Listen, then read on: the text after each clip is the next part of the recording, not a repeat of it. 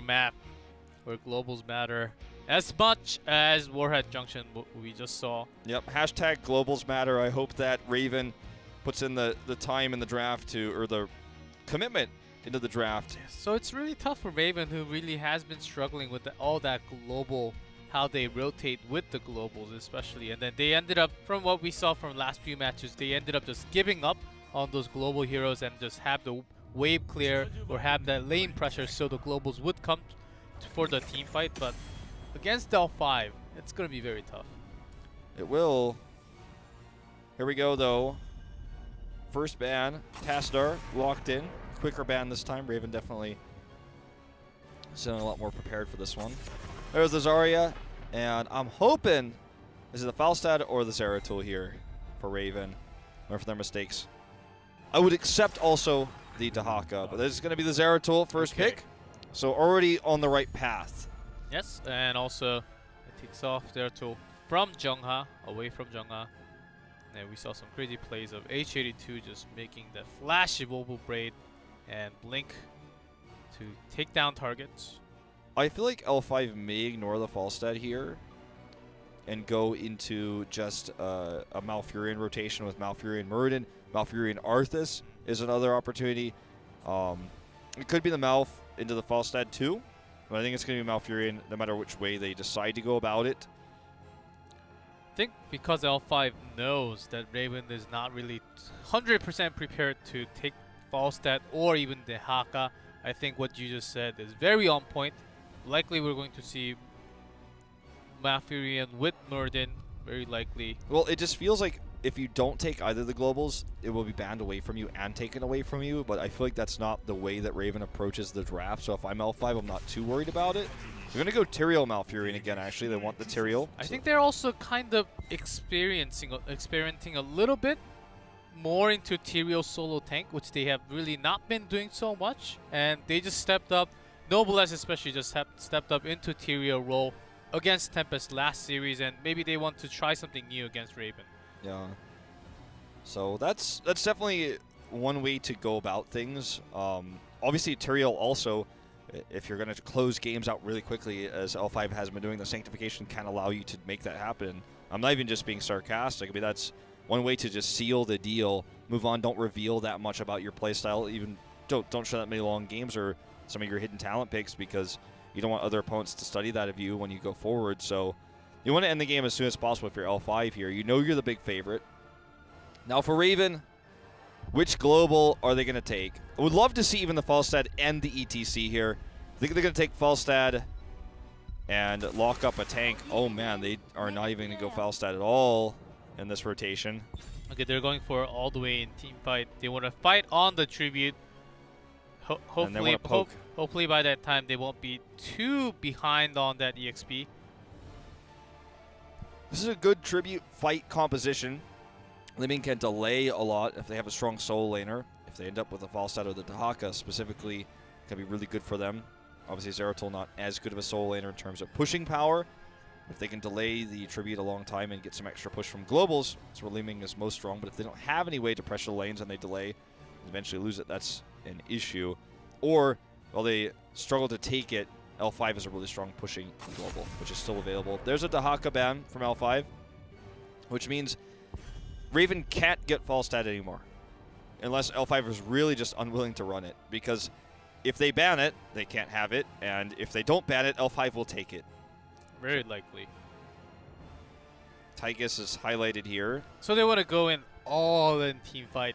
They don't even want to care about the global. Yeah.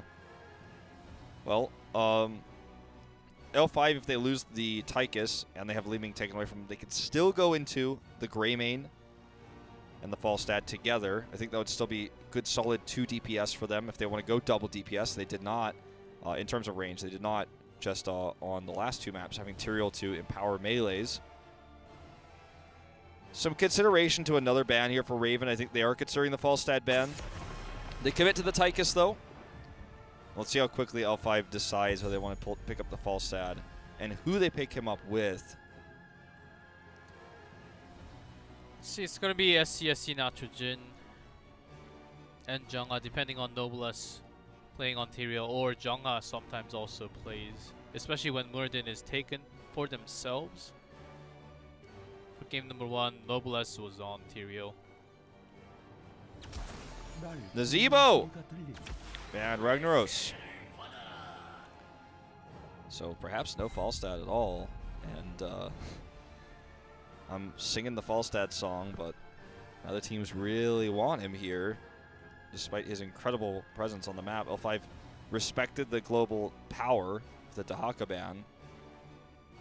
Whenever DeYoung smiles like this, I get a smile of my own because I know his brain is thinking something like, well, what if we did this really crazy thing? What if we did double cloak, Nova and Zeratul? That's why he is DeYoung. That's why he's DeYoung. So Lucio, pretty reasonable. The lack of cleanse against the Ragnaros combo is not crazy because it happens so quickly. You usually can't cleanse it away anyways. So I can go with the Lucio pick. It also gives you faster rotations. It makes your whole team semi-global, if you will, with how quickly you can send them across the map. Rotate to a boss, for example. It gives you a little bit more boss control.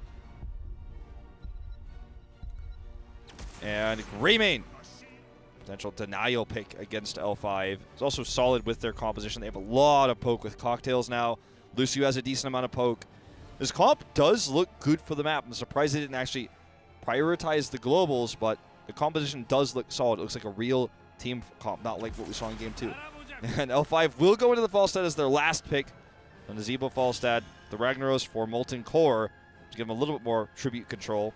I think they're going to look to try to take the first 2 tributes, hit a boss timing, and then win the game off of a curse and double boss. That is normally what we see in situations like this, especially when you have a Falstad and the Ragnaros. The Ragnaros really gives you a huge edge. You can deny tribute time. You have Falstad split soaking.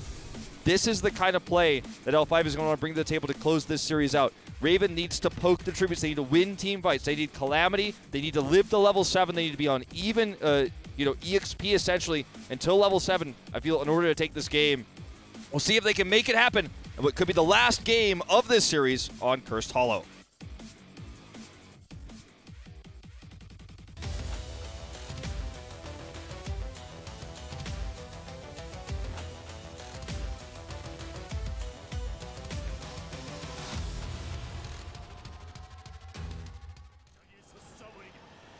In blue, Raven on their last legs here. Joju on Lucio, Hamlin on Muradin, NMX on Li Ming, DeYoung on Zeratul, and H82 on Greymane. And in red, L5, SCSC and Nazebo, Nachojin on Falstad, Jungha on Ragnaros, Noblesse on Tyrael, and Swoi on Malfurion. Season Marksman Falstad coming out. Everything else pretty similar to what you normally expect. Power hungry for Li Ming, though, actually. And also Wolfheart for Greymane. No cocktail build yet. At least not initially. We've seen some hybrids over the past few days. I'm worried for a Greymane that has only Lucio for support, though, going into Wizened Duelist. We saw that fail really hard for MVP Miracle the other day. And I think it would be a similar situation here if they decide to go down that path. Hamlin is looking for the gank here. Jungha with the sick dodge. And he's going to actually take in massive trade. That was so good for him. Not to mention the lack of Muradin on the map now is also a win for L5. And they want to go hard here. Well, that may work against soul laners that overstep the boundaries with Ragnaros in the top lane, but it's not going to work here. Which Jungha used to do last year when he was just starting L5, but not anymore. Ever since BlizzCon. Definitely really stepped it up, which is, when you look at it now, it's like, well, obviously Jungha's always been good in the top lane. But there was a time where that was not the case. When you compared Jungha and Rich, it was no contest at the beginning, or at the beginning of time. Rich was definitely the best, and now Rich is no longer in the pro scene for the time being. But that's another story for another time. Everyone knows that story. And Jungha also stepped it up, and especially after that Thrall meta solo lane, I think he has really brought his hero pool. And L5 can share lots of heroes within each other. Like Falstad can be taken, like Noblesse and Jungha can swap Tyrael every time. Well, Just wanted to see if there was anything else unusual in the talents. So far, the answer to that is no. And we are just losing music left and right today, G-Cluff. We need music. I need you to put some G-Cluffs into the soundtrack. So remember, this is the timing for Merc Caps. 220 here. Going to come in and grab this Siege Giant cap. Have it pushing the opposite side of the map right before the tribute. Lucky tribute spawn for L5.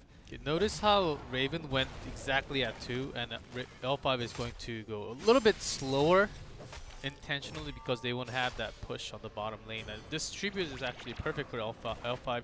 If they can actually make it in time, looks like this will be, there's that Molten Core to stop channeling for now. This is exactly what I was talking about. They use the Molten Core for the first tribute, and they try to kind of swing this in their favor.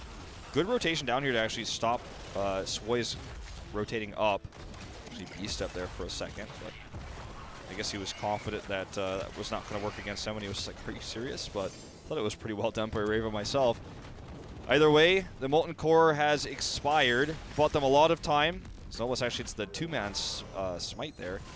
4 Core bought them a lot of time, but now Raven in good position to deny this tribute, and they even are channeling it repeatedly here with Lucio. And they're making that bottom push a really strong push, even though Zeratul is standing to stop Nitrogen from pushing even more. This is exactly what L5 wants. The delay on the tribute with Molten Core, then the just continual pressure. This is such a lucky tribute spawn for them, but this is the style that we know from the top tier Korean teams. L5, MV Black, and Tempest, all three of them will play this style on this map. Nitrogen actually wanted to make this a trade by killing Deong, but Deong actually retreats, and you may actually just fly out. Yep, no stun there available. So gets away, just goes mid, and he gets some more soak. It's like, okay, I got some extra soak for my team. We got the tribute, and I damaged your fort. Also, I'm getting extra stacks for my Season Marksman. So this is just a wildly massive lead now for L5. Even though it looks like, oh, Wolf is only like 20% ahead of EXP, you should slow down on that. It's just everything they want. Everything is going their way. Yeah, that's the start of their snowball. They wanted this rotations exactly how they planned it, and with this camp, they're going to make the other lanes even more pressured, even with Ragnaros on top, and Falstad is able to just fly around all the map. So Raven, of course, really has to catch on to that rotations, or even picking on to Falstad would be one of the best answers for themselves. No, it's tough, but when you have a Zeratul like this, if you could play a little more aggressively, it could work out. Now you see the slower rotation coming out for Raven when L5 has already done their camp and they're already onto this push. Yep. Just crisp. I mean, they've worked these timings out 1,000 times. They've probably played nearly like 500 games with this exact battle plan. I mean, this map hasn't really changed that much over the years. And they're in position here now. This is going to be a favorable spawn for Raven. Look at the positioning, though. The top lane of Falstad doing some extra damage to the fort up there. They don't have 10 yet, but Noble S that was overextending a little bit. Yes, that was a very aggressive Aldruin in. They still have the poke. All they have to delay a light used by Falstad. Oh, that's actually very dangerous. He wants to get the kill onto H82. I think he will. There he goes. That is all it takes to turn this fight around. Deong's going to get blown up as well. He's actually on the Zeratul this time. Nitrogen super aggressive now, going to get punished for that, and this is a bit sloppy for L5. Their 2 tribute plan is no longer feasible. So if Raven, when they saw the flight coming in, if they focused on Nitrogen only instead of fighting on the right, I think they could have had better conditions compared to now. You know what? They're still going to push for this, though. If Zeratul comes back and they're still hovering around, that's going to be an issue. They have Falstad. They know Falstad can fly in, so there's probably a situation where Nitrogen is like, yo, just hold on a little bit longer. I'm going to be there in a second. We're going to have 10. We can take this fight. Light should be available very soon. So. He actually looks to not even be using it. He's just going to use his Tailwind to come over quickly. They hit 10. They send Jonga mid to get that. Deong really does not want to commit to this, so that's going to be a big issue. Meanwhile, Greymane dies in mid. Now they can boss for the double boss and curse rather, which could lead to core. This is the exact time I'm talking about. We've been seeing Interland Blast coming out. You might be wondering, well, how did Wolf know this was going to happen? Well, I commentate this map a lot, and normally these things don't go exactly to plan because the level of play between two teams is a lot more similar, but L5 just gets everything they want here. They win fights down a member. They get tributes down a member. They have the global, wink, wink, and everything kind of goes upon. They don't actually commit to the boss here. They commit to the fort instead in the bot lane. They are unable to get it, but this will be a curse if Raven cannot come over and deny this. They already used Void, so that's one big missing heroic. They do have Go for the Throat and the Sound Barrier. Oh, man. HA2. Oh, this may actually be Judgment again. Well, we've seen the combo before with Falstad. It is the blast and the root. Perfect combo onto H82, and that's a kill for sure. Cooldown reduction on that Hinterland Blast. It's not as long of a cooldown as it used to be. I mean, it can be almost instant. It only hit one target, yeah. so it still has a pretty long cooldown, and Jungla just survived, making himself alive, and Dion's in trouble. Sound Barrier just for the time being, saving themselves, and Hamelin.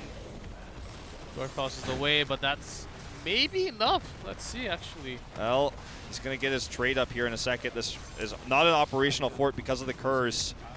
Oh, nice route here by Swoy. He does get the Dwarf Toss away, but there is the Molten Core. He will go down, and this is going to be disastrous for Raven as H82 is unable to escape. H82 just came back, too.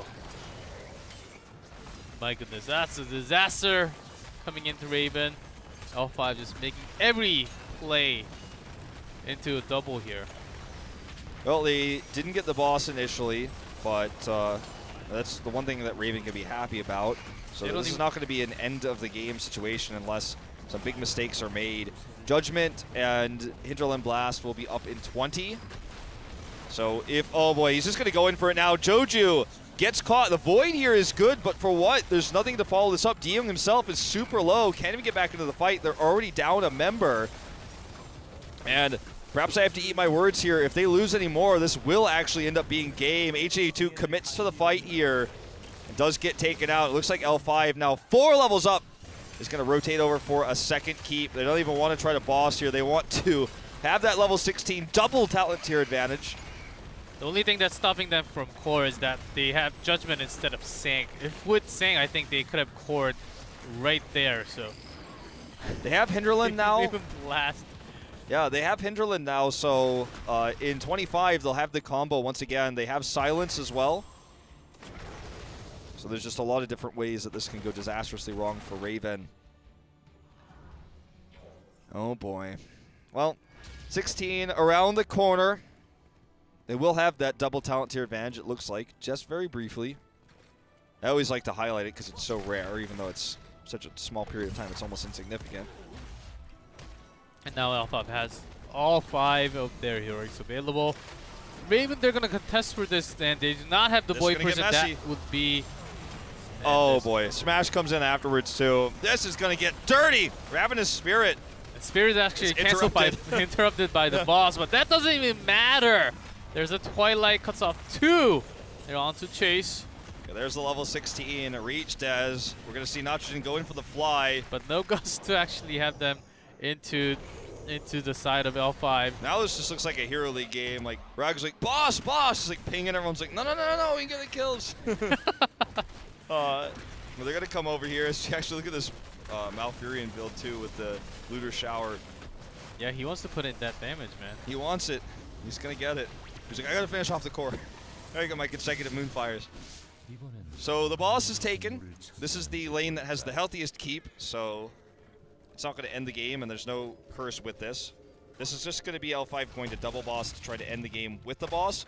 Raven has rotated down to deal with these catapults very early because they know that taking a second boss away from L5 is gonna be nigh impossible. Judgment's up in 3, Hinterland in 30, so it's not gonna be ready for this fight. But the boss control right now for L5 is insane. Gust not available, but they don't need it. Rag does go down here, actually. Somewhat overextended. Hamlin does go down to the boss, though. Diyoung looking for some damage, stops the Void. Hinterland in 8. It's not ready yet. They can survive a little bit longer here. Ooh, Ice Block here cancels all the damage. H82 is the one that's going to go down in the middle. SCSC surviving, and Judgment! Wow. Wow, indeed. Okay, the boss is like, anybody remember about me? You guys remember? Diyoung actually escapes. That's sneaky. That was real sneaky. Swoy didn't notice him. Boss going to take out the keep, and they're going to wait for the next tribute. They're going to take this Merc Cap. So the boss will just tickle the core shields. Yep, and L5 will basically paint all the camps red. Yep, the whole map will be red. Not with just the blood of Raven, 14 kills to 4. But the Merc Cap pressure and the lane push. Top lane is going to have catapults coming soon. Jungha is all alone here, but the rotation comes down. Judgment's not ready yet, but they don't need it. Baited. Baited. Baited even. Core.